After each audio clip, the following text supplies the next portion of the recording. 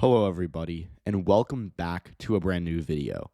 In today's video, we'll be taking a look at the 2024 Republican presidential primary and looking specifically at Chris Christie and Mike Pence, who announced their campaigns just this week, but also talking about the broader state of the Republican primary and what I think we're going to see going forward. So starting now, I do want to kind of do check-ins on this primary like we would any normal election.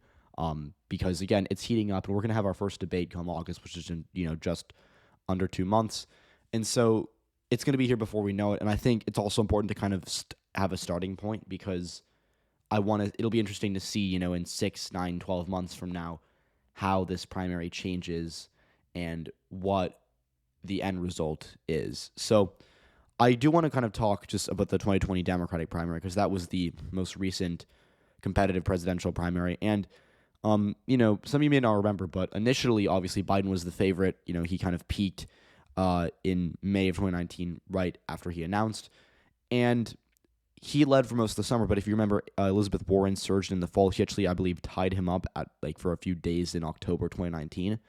And then we saw she kind of faded. Bernie Sanders came back into second place, and actually starting in February and lasting all the way until the beginning of March around Super Tuesday, he had a lead. So we saw a lot of changes, and there was actually a point where Pete Buttigieg, who is the purple color here, he never led in the polls, but he did. If you look at the betting odds, he actually was a favorite to win the Democratic nomination for a couple of weeks, I believe. So there were always moments in that primary that were consistently changing. We saw a range of candidates being favored at any different times or at any given time. And so right now, this primary does seem like it's really, really hard for Trump to lose. But again, things can change really quickly, and there was a point in February 2020 where it looked like Bernie Sanders was guaranteed to win the Democratic nomination. So these things are really important to look at, and I think more specifically, I want to talk about the lesser candidates today because I've talked about Trump, I've talked about DeSantis, and I'm going to keep talking about them a lot, but I want to talk about some of these other guys. So I've identified the 6 candidates for the Republicans that I think have a greater than 0% chance of winning the nomination. You can talk about Larry Elder or Vivek Ramaswamy, but the issue for them is that they have no chance, and so I don't really want to spend too much time talking about them. So I've narrowed it down to Haley, Pence, Christie, and Scott. Haley is the former governor of South Carolina and ambassador to the UN. Mike Pence, former governor of Indiana, and of course the vice president under Donald Trump. Chris Christie is the former governor of New Jersey. He ran for president in 2016. Had a few good moments, but didn't really lead to much. And Tim Scott is of course the Republican senator from South Carolina, or one of them. And so right now, obviously, none of these candidates look like they have a lane. But I do want to talk about their chances individually because I think it's important to look at. And I want to start in Iowa because obviously Iowa is the first, caucus. It's, I believe, going to be on February 1st. I could be wrong on that, but it has historically been on February 1st. And right now, Trump would absolutely be favored to win Iowa. But the issue for him is that in 2016, which was the last time he ran a competitive primary, he lost it. It was very close, but he did lose it to Ted Cruz. And so there is a lane for an anti-Trump Republican to come in and win Iowa, but the problem is these 5 candidates over here who are all kind of the anti-Trump option, they're all splitting the anti-Trump vote. So Trump can win Iowa easily if he just gets 40% of the vote. Because, again, I really don't think that in a scenario in which Trump is doing that badly, DeSantis has coalesced the entire anti-Trump base. So that, to me, is a problem for these candidates. So I think by Iowa, at least one of these guys will have dropped out. I think it is more likely than not to be Chris Christie. Christie is a really talented debater. If you watch his 2016 moments, he actually had a lot of good ones. And, he never was really competitive in that primary, but he had a lot of really strong moments. And I think he has a lot of upside. I think if there's any candidate that we're underestimating right now, it is Chris Christie. But that upside is very, very small to actually materialize, and I think by Iowa, he will not really be a serious contender. I think DeSantis will still be in it. I think Haley will still be in it. I think Pence will still be in it. I think Tim Scott is on the border there. I think he's, going to be trying to hold out till South Carolina, but I don't know if he'll be able to. Either way, I do think he'll be still be in the race by Iowa, and what that creates is good news for Trump because, again, if DeSantis, Haley, Pence, and Scott, and potentially Christie are splitting that vote, he's going to win Iowa.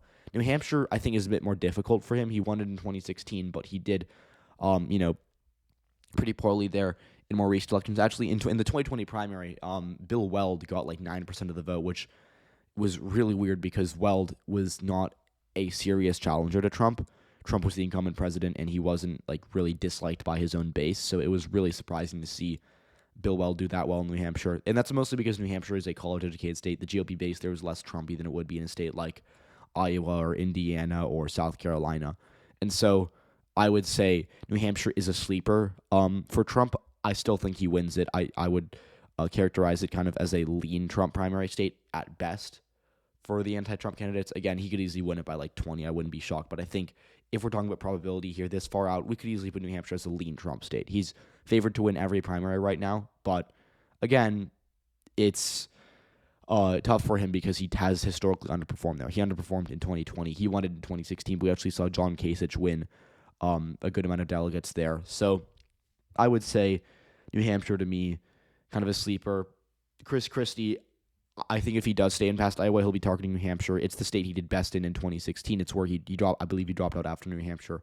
And so for him, his lane is doing well enough in Iowa to sustain his campaign and then having a really good showing in New Hampshire. And so that's what needs to happen for him. But I think, again, I'm not counting on that happening. And I think by this point, Tim Scott will also be kind of ready to bow out. We'll have South Carolina, right after New Hampshire, I believe, on February 20th. And to me, that's a state that Trump will absolutely win. DeSantis and Scott will do well, but they're going to split the anti-Trump vote, and Trump's going to win the state with a plurality, if not a majority. Because, again, we're far out, and I'm kind of just guessing at, where the dynamic will be in, 8-9 months from now. But we do know that if DeSantis and Scott are splitting the more anti-Trump Republican vote in South Carolina, Trump's going to coalesce the rest and just win easily. So, to me, there's no path for Tim Scott if DeSantis is in the race in South Carolina and is polling well. So I think after South Carolina, he drops out. And then we're left with Nevada, which I think Trump will also very likely win. It's a state that he did well in 2016. He did pretty well there in 2020. I don't remember how much of the vote he got, but it was a lot. And it's not really a state where any of these other candidates have appeal. I think Mike Pence and Nikki Haley, Haley as well as, I can't believe I didn't mention her, but Haley as well is also going to be splitting the vote in South Carolina. Her and Scott are both South Carolinians. They will overperform there, but they're going to split that vote. And that's really problematic for them because they have to be able to coalesce some. To beat Trump, one of these people has to win a primary or a caucus at some point. And if they're splitting the vote in South Carolina, it's really disastrous for them. So I just wanted to clarify that. But going back to Nevada, Nevada to me is a prime example of this is a state that Trump cannot lose. If he loses Nevada in the primary, it gets really bad for him. But he can't lose it. And I really think that DeSantis, after losing Nevada, is going to have to reassess his campaign.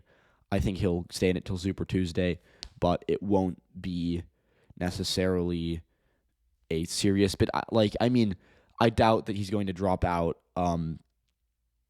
before Super Tuesday, but I think if he's lost all four of these states and he's performing really poorly in the polls nationwide because he has no momentum, will he really be in it by Super Tuesday? He'll kind of be in a, almost Elizabeth Warren-esque spot where he's not really contending, but he's still in the race and he's still on the ballot. But either way, I do think we're going to see a lot of these candidates bow out by Super Tuesday, and I think that makes it better for the anti-Trump candidates because, again, once you get, Christie, Scott, Pence out of the race and you have kind of a 2 or 3-way race between Trump and 2 other people, whether that be DeSantis, Haley, or maybe it is Tim Scott, I don't know, that makes it a lot easier for Trump to lose. And so I think right now Republicans don't really have a lane to beat him, but things are going to unfold differently. This is the thing that I think I really want to stress.